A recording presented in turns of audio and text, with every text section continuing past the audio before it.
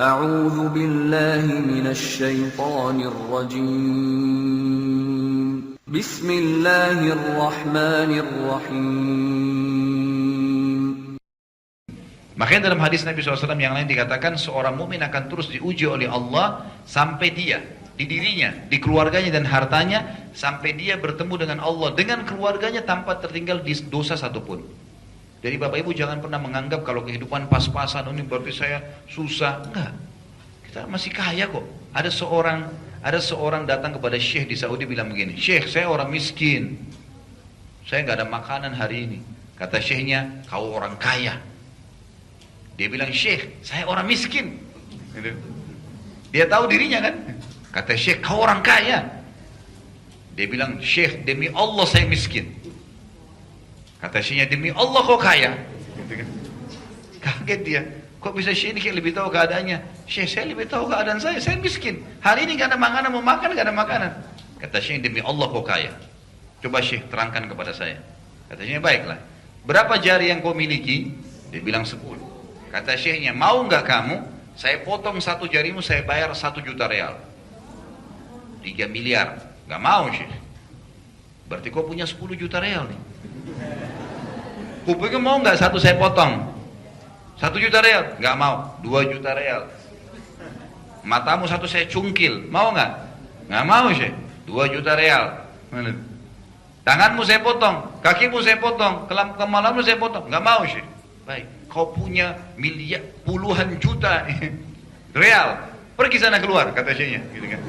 Kamu tinggal cari rezeki, tinggal cari makan dan minum. Di badanmu ini aset miliaran ada. Ya, bawa pikirin kan gitu.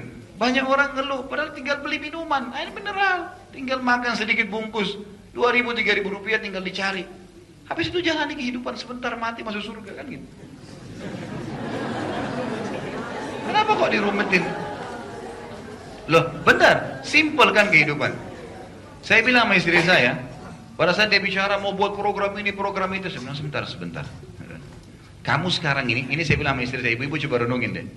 Ini ranjang sekarang sudah saya siapin. Kamu ngantuk, tinggal tidur. Ada remote AC, tinggal pencet. Dingin. Lapar, masuk dapur. Tinggal buka kulkas, ambil ini, mau buat sayuran, mau yang gurih, mau yang manis, mau yang pedas, semuanya ada. Alhamdulillah, anak-anak ada juga mbak yang bantu di rumah. Enak. Mau temu suami, saya pulang ada suami di rumah. Mau keluar ada mobil, alhamdulillah. Saya bilang gitu. Kamu tinggal azan, sholat, layani suami, didik anak-anak, makan kalau lapar, tidur kalau ngantuk, mati masuk surga. Kenapa buat program baru ini? Arisan sana, arisan sini, mall sana, mall. Ada apa ini buat program baru? Untuk apa? Darurat baru keluar. Kalau enggak untuk apa? Kalau kita mati di tempat-tempat yang tidak benar kan bahaya. Coba renungin deh. Saya juga bilang gitu sama bapak-bapak, murid-murid saya, maaf teman-teman yang belajar sama saya bilang, coba kalau sudah ada program hidup yang bagus sekarang, sudah jalan ibadahnya, sudah ada cukup untuk makan, udahlah. Boleh kembangin, bukan tidak boleh kembangin, tapi jangan sampai nanti berlebihan akhirnya meninggalkan ibadah. Kalau kita bisa dalam program yang sekarang sudah maksimal, sudah bisa alhamdulillah baca Quran tiap hari, sudah bisa azan ke masjid, sudah bisa hidup di rumah sudah cukup, istri anak bisa cukup hidup, alhamdulillah. Jaga ketaatan untuk istiqomah, mati masuk surga. Ngapain nih buat program ini, buat program itu macam-macam, akhirnya sampai membuat terjerumus. Kalau tidak dalam kemaksiatan nggak masalah, tapi umumnya orang kalau buat program baru ada dosa nggak? Banyak sekali kan gitu, bisa terbuka pintunya ya. Baik, saya mau masuk proyek ini, tapi terhambat lagi bank konvensional, terhambat lagi masalah ini, terhambat lagi masalah itu, terhambat lagi macam-macam. Akhirnya kalau nagih orang harus mukul, harus ini, harus itu. Masuk dalam bab-bab yang bisa dia lebih tenang tanpa itu sebenarnya. Ingat teman-teman sekalian, ada penyakit dalam kejiwaan manusia, penyakit yang tidak bersyukur sama Allah namanya. Ini penyakit jiwa ya. Penyakit, kalau dalam medis mungkin ada sendiri namanya. Kalau dalam agama namanya penyakit jiwa yang karena tidak bersyukur kepada Allah, kufur nikmat. Kenapa? Jadi dia selalu merasa tidak cukup. Kalau pada saat gajinya 2 juta, dia belanja nih, belanja tempe, belanja sayur, istrinya hidup segala. Begitu gajinya 5 juta, meningkat lagi kan kebutuhannya. Padahal kehidupannya sama. Dari awal, waktunya sama 24 jam, matanya sama 2, kakinya sama 2. Nggak ada bertambah gitu. Kalau kaki kita bertambah jadi 5, Mungkin kita butuh biaya tambahan kan?